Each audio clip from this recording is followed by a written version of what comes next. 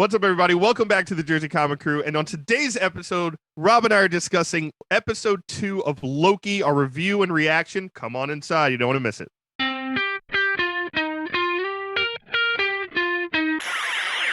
What's up, everybody? We are the Jersey Comic Crew, and as today's episode, we are talking Loki, episode 2, The Variant. Now, guys, this is your spoiler warning. We're going to talk about all the events of the episode. So if you haven't watched it already, please pause this and come back later. And one more thing before we start, guys, make sure you hit that like button, that subscribe, do all the YouTube things that we need to keep growing and keep making content for you guys. Now, Chris, episode 2 of Loki, phenomenal. Got to see more of the inner workings of the TVA, if you will. I love the beginning where they took Loki on that mission, right? They're trying to see what's going on, and they have that back and forth. Loki gets his special variant jacket. He's going out there. He's trying to buy time and doing all this, like, beautiful, well, I don't even know, but like poetry, right? Like trying to get them to stay longer, to waste time, to try to cause an anachronism in time, whatever. And I'm just hanging on every one of his words. He's a wordsmith, and it's just so great. And like his connection with Owen Wilson's character Mobius just played so well with each other in that little tent scene. Yeah, it was great. And I love that the setting was kind of like a medieval times, like Renaissance fair. Yeah. Where it's already kind of like a little Asgardian touch in there and on Earth. And yeah, he had me in the beginning. Where's the meme? Where's the meme of the football guy? He had us in the first half, not gonna lie. Yeah. Because he totally was. I was like, oh, maybe this is the case. And then once he was like, this is why I need to meet with the Time Authority, I was like, he's BSing me. But love the beginning as well. I thought it was a really fun episode. I agree with you 100%, and not to like rehash exactly what you said. But I loved every time I watch it now, his relationship and his chemistry with Owen Wilson, Tom Hiddleston and Owen Wilson is like, the weird food pairing I never knew I wanted in life. And I really hope like at the end they actually become friends, because if he ends up just stabbing him in the back, it's going to be so heartbreaking that he can't just get out of his own way and have like one true friend in the world.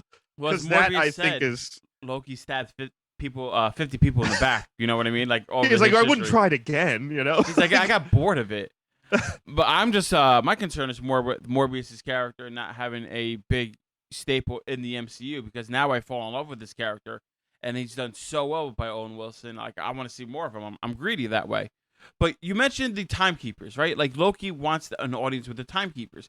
He thinks that they're the ultimate power in the universe, right? Mm-hmm. And we know by one of the TVA judges that the timekeepers are heavily involved in this case, Chris. Like, they're looking at every aspect, and maybe it's because that the variant Loki's threatening their existence.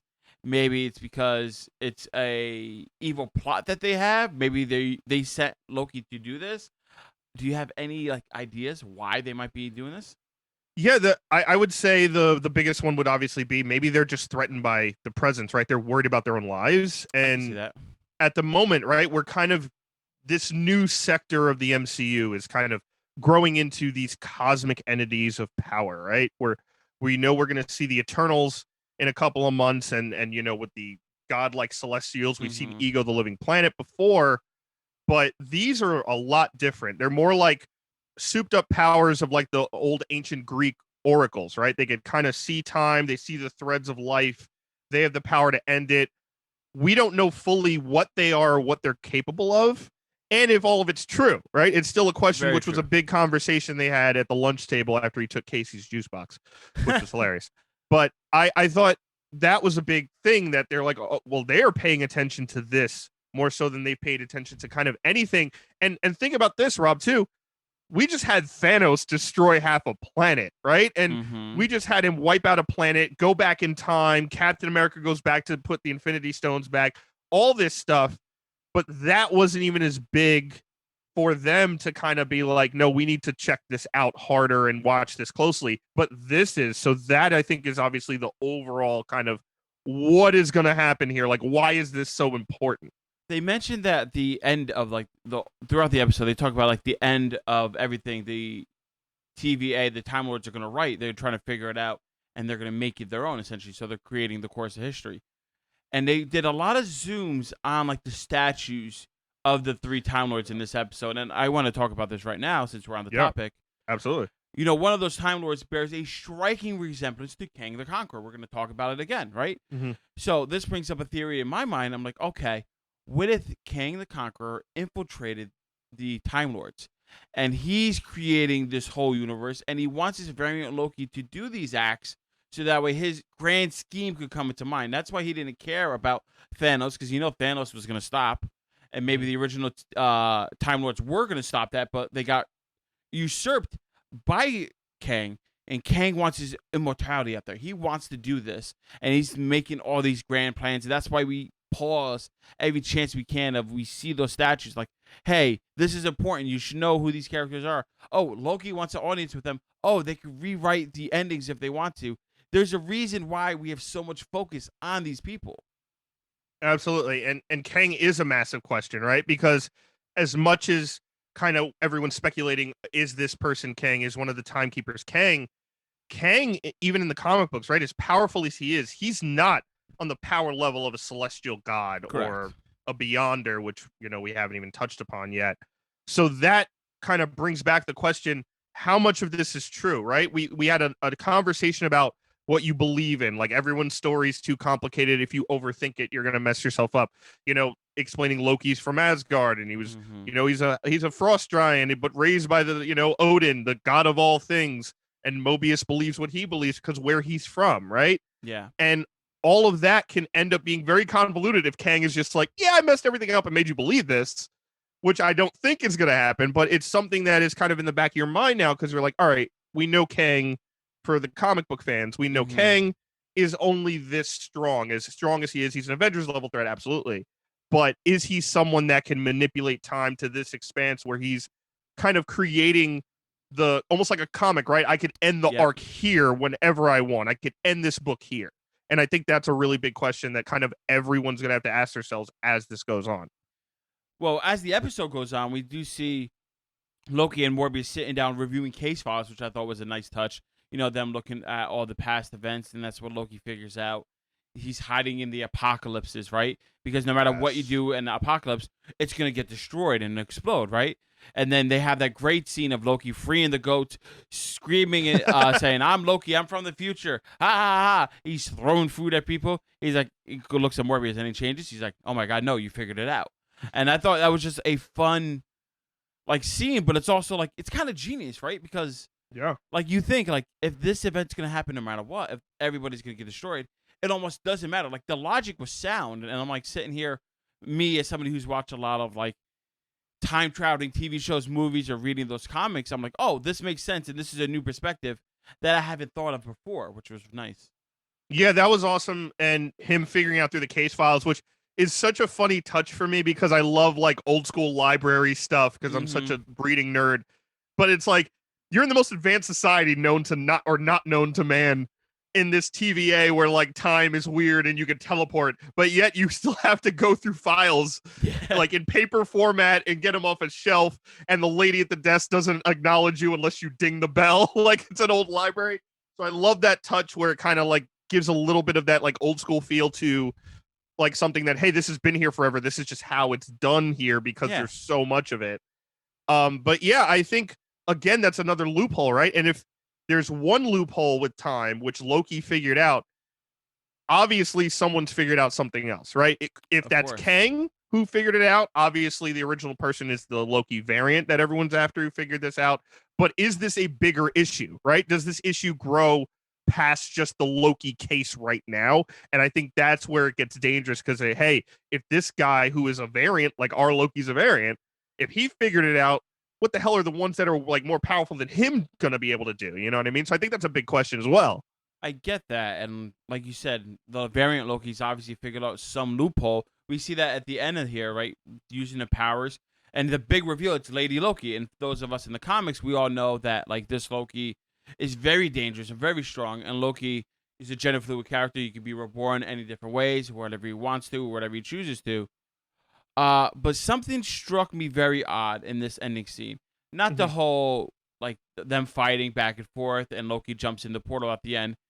It's more of the line that Loki says, "I wouldn't treat me this way," right? And Loki's like, hey, wait a minute. I wouldn't treat me this way, but he's still under belief that this is a Loki. What if this is not a Loki? What if this is somebody pretending to be a Loki? Now, my first inclination was like, maybe this is Enchantress. Very similar power set, you know, strong female figure. Green is like her calling card, just like Loki. She could do very similar things like Loki, but in a different way. So what if this is the introduction of Enchantress and not really Loki, but Enchantress pretending to be Loki? I 100% think it's Enchantress right now. Oh, wow, I'm right. Yeah, that is my theory at the moment. For many reasons. One of them is the one you said, right? Like I wouldn't treat me like this. He calls her Loki when she's like possessing the other people, and she's like, "Oh, I hate being called that." Right? Like, so that's another thing where I was like, "Oh," and we've really only seen one power set from her, and that's being able to take over people's minds and kind of use them as puppets. Now, that's not saying she doesn't have another power set, but that is the calling card for the Enchantress. She can manipulate minds. In the comic, she's obsessed with Thor. I do not think that's going to be the case in the MCU if this is her. But in the comic, she's obsessed with Thor. She's in love with Thor. She hates that Jane Foster was like with him. She hates that, you know, Lady Sif has his eye at some point, and she tries to manipulate Thor into falling in love with her. It's actually quite a tragically sad story. Yeah. But her power level is immense. Mm-hmm. And in her anger and her psychotic love frustration, she does crazy, powerful, evil things.